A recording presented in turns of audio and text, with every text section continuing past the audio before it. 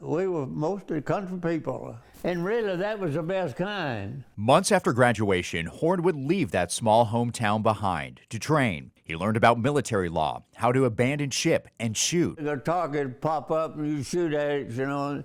That was the learning stages of what we did. And I enjoyed it, really. I never really had any fear. I felt like it was something I had to do. So really, I wasn't scared. Horne was on a Liberty ship. They left Massachusetts for England. However, soon reality would set in when crossing the English Channel to France. And nearly every time we crossed the English Channel, we lose a ship. So that's when I started getting scared. About midnight, the biggest explosion that you ever heard went off. And I looked up to see where the water was coming in.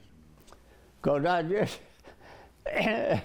I just knew we'd been hit. Fortunately, they had not. Horne later learned that the Americans were dropping bombs in hopes of scaring off the enemy. But at the time, Horne had no idea. That's the thing about a private in the Army in those days didn't know anything.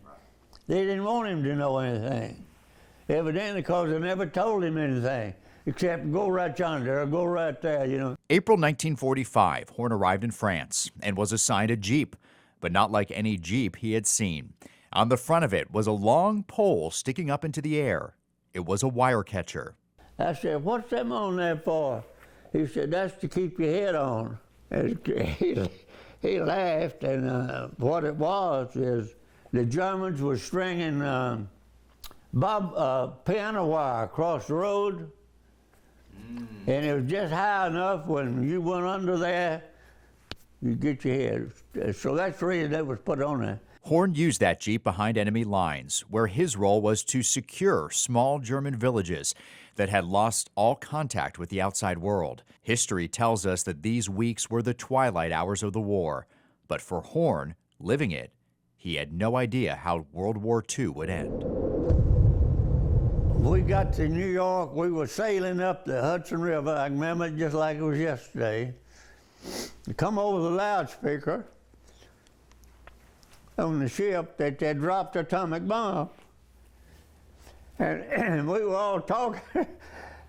Said, what the hell is the excitement about? They've been dropping bombs for 5 years. You didn't know what that meant. World War II would soon be over, and Horne returned to his hometown and his family. Mark Kelly, News 2.